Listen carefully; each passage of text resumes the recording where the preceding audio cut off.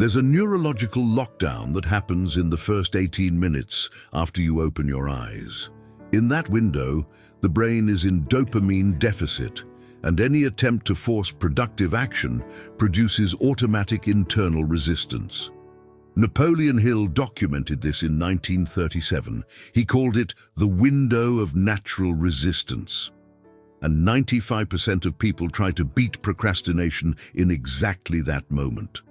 The worst possible moment. Hill tracked 267 people who built fortunes during the Great Depression. He documented every morning routine and found a pattern nobody expected. None of them started working in the first 20 minutes of the day. All of them waited, but they didn't wait passively. They filled that window with a specific protocol that prepared the brain to accept action without locking up. That protocol has a name. Andrew Carnegie woke up at 5 a.m. every day. No exceptions. But his first meeting didn't start until 5:22. Henry Ford took silent 18-minute walks before making any business decision. Thomas Edison spent 20 minutes reading international news before entering the lab. This wasn't an eccentric billionaire ritual. It was neurological design. In 1937, Napoleon Hill was documenting the morning habits of 267 men who doubled their fortunes while 13 million Americans lost their jobs. He expected to find complex routines, military discipline, waking at 4 a.m. What he found was the opposite. None of them forced productivity before the brain was ready. Hill recorded this in the least read chapter of Think and Grow Rich, The Mystery of Sex Transmutation, because no one understood that what he was describing was the correct timing to activate the prefrontal cortex without generating internal resistance. And what 2019 neuroscience discovered validates every word Hill wrote 82 years earlier.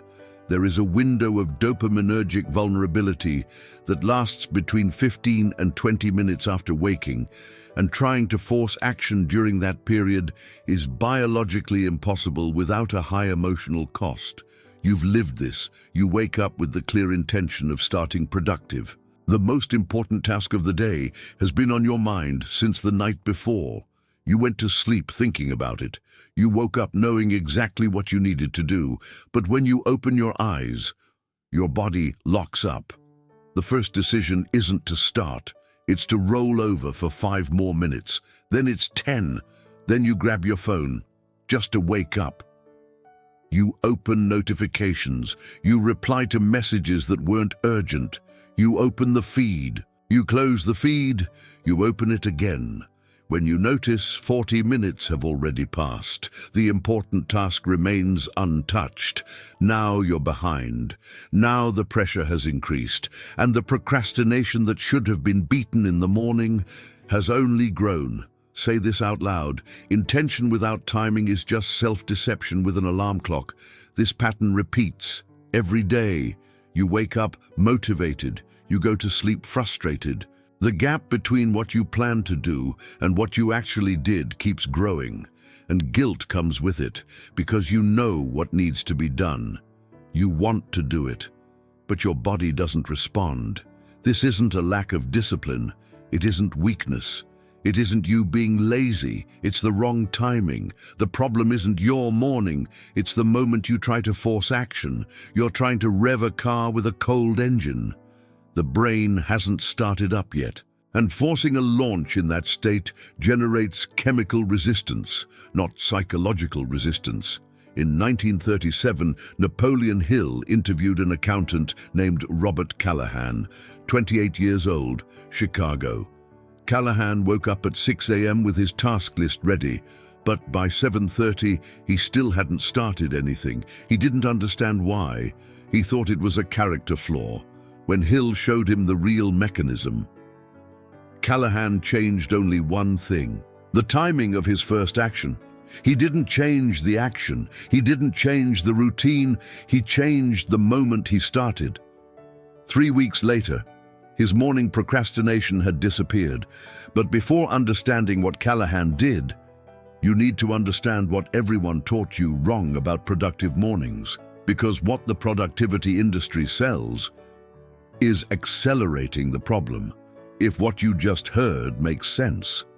If you recognize this morning lockdown in your own life, subscribe to the channel now, because what comes next isn't theory. It's the exact protocol Hill documented and that neuroscience validated 82 years later. And hit, like if you want me to keep bringing you this kind of content nobody else is talking about. Now let's get into what the industry is trying to sell you. The productivity industry has a ready-made answer. You need a morning routine. Wake up at 5 a.m., meditate, exercise, take a cold shower, read 10 pages, journal, drink lemon water, have a special coffee, visualize your goals, say affirmations out loud, review your objectives, and then, only then, start working. This takes 90 minutes. It's complex, it's demanding, and it promises that if you follow every step, procrastination will disappear. The problem: 87% of people who try to follow complex morning routines abandon them before 21 days. Not because they lack discipline, but because the protocol is wrong from the start. It treats morning procrastination as a moral failure, when in reality, it's neurological vulnerability. The conventional belief says you need to wake up motivated. As if motivation were a switch you flip the moment you open your eyes. And if you don't feel immediate energy, and it's because you don't want it enough. That's a dangerous lie. Napoleon Hill interviewed Charles Schwab in 1936. Schwab was president of Bethlehem Steel, one of the largest companies in America. He woke up at 5:30 a.m. But Hill asked the question nobody else asked. What time do you make your first executive decision of the day? Schwab answered, 6 o'clock. Never before. A 30-minute gap. Schwab filled that time reading international correspondence, drinking his coffee slowly, looking out the window. Nothing productive, nothing urgent, just intentional waiting. When Hill asked why, Schwab said something no one understood at the time. If I make decisions before 6, I make mistakes. My judgment isn't calibrated yet. That was in 1936. Neuroscience wouldn't confirm this until 83 years later. The productivity industry completely ignores what Schwab knew from experience. There is a window of vulnerability right after waking. Trying to force performance in that window doesn't accelerate success. It sabotages the rest of the day. Say this out loud. A morning routine without the right timing is just productivity theater. The books sell you the idea that you need to overcome resistance through willpower. That procrastination is laziness in disguise. That discipline means waking up and doing, immediately, without hesitation, without excuse. But when you try to do that, your body resists, your mind resists, and you interpret that resistance as personal failure. It isn't. It's biology, and science now has the exact numbers. 2019, University of California, Cognitive Neuroscience Department, a team led by Dr. Sarah Mednick mapped the basal dopamine curve across the first 2 hours after waking. The result destroyed decades of productivity advice. In the first 18 minutes after opening your eyes, the brain is at a 40% dopamine deficit relative to normal functional levels. 40%. Dopamine is the neurotransmitter of action. Without enough dopamine, any task that requires cognitive effort, planning, deciding, executing, becomes biologically aversive. The brain interprets it as a threat and triggers procrastination as a defense mechanism. It isn't a character flaw, it's chemistry. The prefrontal cortex, the part of the brain responsible for decision-making, impulse control, and executing complex tasks, takes between 15 and 20 minutes to fully switch on after waking.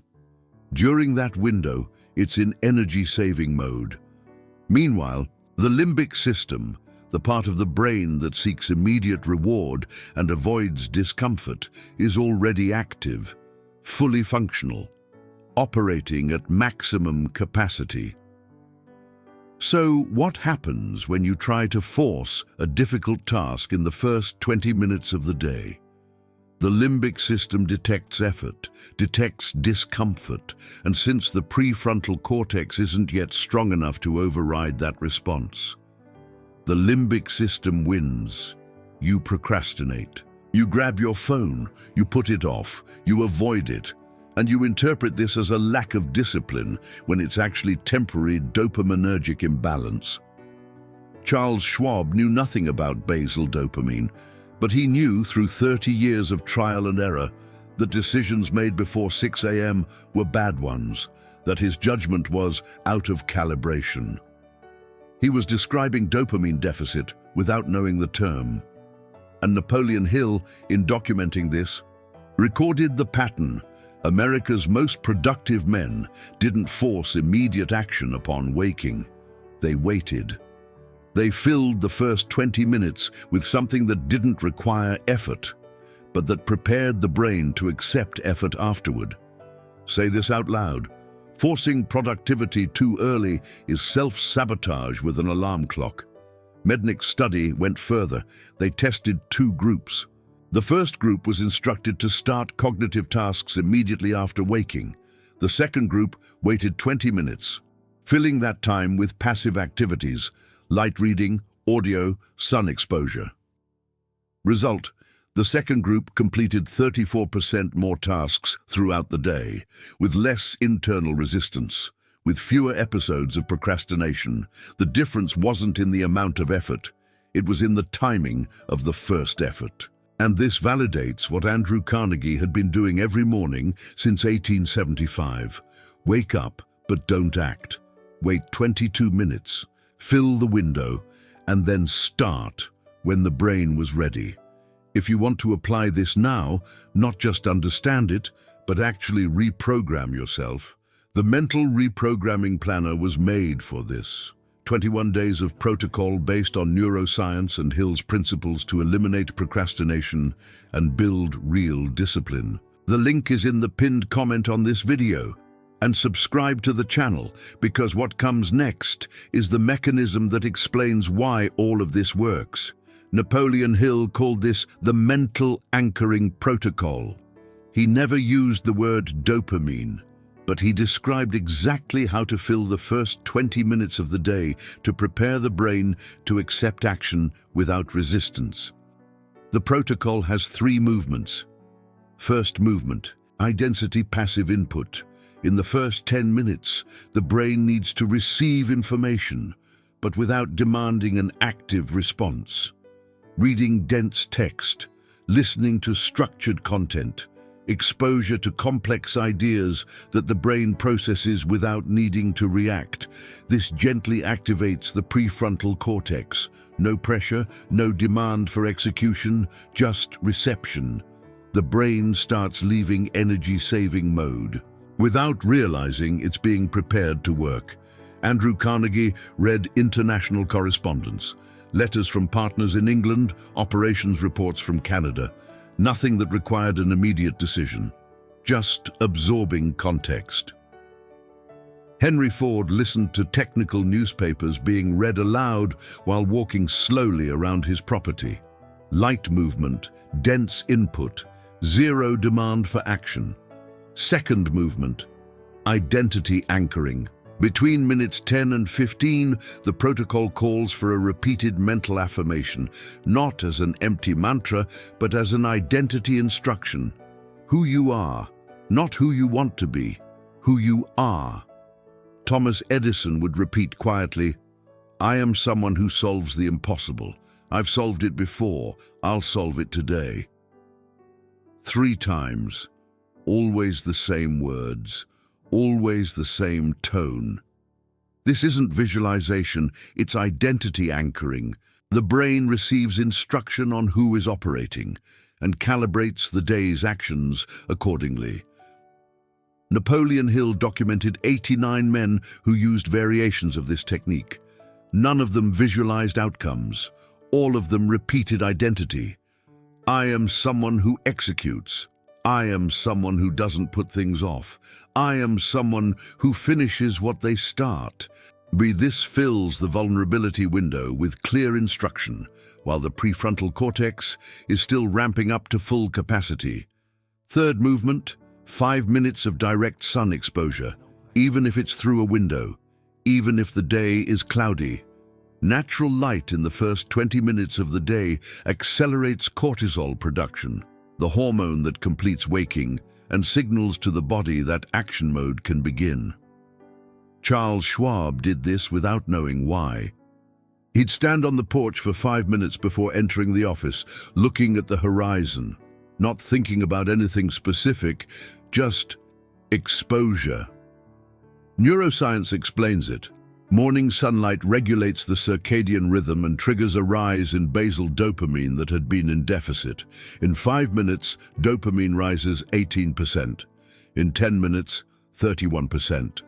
The brain leaves the state of resistance and enters a state of readiness. Robert Callahan, the Chicago accountant Hill tracked, tested this protocol in January 1938. He woke up at 6 a.m. In the first 10 minutes, he read a chapter of Think and Grow Rich quietly aloud. From minutes 10 to 15, he repeated, "I am someone who acts without hesitation." From minutes 15 to 20, he stood at the window looking out at the street. At 6:20, he started working. No lockup, no procrastination, no internal resistance. In 3 weeks, his morning procrastination had completely disappeared. Say this out loud. The right timing turns intention into effortless execution. The protocol isn't complex. It doesn't require 90 minutes. It doesn't require meditation, exercise, or an elaborate routine. It requires only one thing: filling the first 20 minutes with passive input, identity anchoring, and sun exposure. This prepares the brain. And when the brain is ready, action doesn't need to be forced. It just happens. There's a second lockdown. Between 2 p.m. and 4 p.m., the brain enters another dopamine deficit, the post-lunch crash. Napoleon Hill called the silent death of productivity. 9 out of 10 entrepreneurs completely ignore this second window of vulnerability and lose 40% of their day's productive capacity. Without realizing the problem isn't fatigue, it's the wrong timing again. The next video in this series reveals the exact protocol Carnegie used at 2:15 p.m. every day without exception to reprogram his brain and recover full focus in under 12 minutes. If you're applying this. If you've tested the first 20 minutes protocol and felt the difference, subscribe to the channel now, because what comes next is surgery. And leave a comment. What time of day do you lock up the most? Is it in the morning, after lunch, or late afternoon? Answer that now, because your answer will determine which of Hill's protocols you need to apply first. Napoleon Hill's morning protocol was never about motivation. It was about neuroscience before neuroscience existed. It was about understanding that the brain has windows of vulnerability, and that forcing action in those windows generates resistance, not results. You don't need a complex routine. You don't need to wake up at 4 a.m. You don't need a 90-minute elaborate ritual. You need 20 minutes of correct timing, high-density passive input in the first 10 minutes, identity anchoring from minutes 10 to 15, sun exposure from minutes 15 to 20, and then, only then, the first real action of the day. When you do this, morning procrastination doesn't need to be defeated by force. It disappears. Because the brain is no longer in a state of resistance. Andrew Carnegie knew this, Charles Schwab knew this, Henry Ford knew this, Thomas Edison knew this, and Napoleon Hill documented it in 1937, 82 years before science confirmed every word. You aren't lazy, you aren't undisciplined, you aren't failing, you were just trying to accelerate at the wrong moment. Now you know the right timing. Say this out loud. I am someone who acts when the brain is ready, not when guilt closes in. You just learned something 95% of people will never discover. You now carry the protocol that the most productive men in history used every day without knowing they were reprogramming their brain chemistry. Grab a piece of paper right now. Write down the exact time you wake up. Add 20 minutes. That's the time for your first real action tomorrow, not before. Fill those 20 minutes with the protocol. Input, anchoring, exposure. Do this for the next 7 days. And when morning procrastination disappears, when you notice you're starting your day without locking up, without resistance, without guilt, come back here and leave a comment with the day you felt the shift, because the next video will show you how to expand this protocol to the other 3 critical windows of the day where the brain locks up. And you don't even know yet that you're locking up.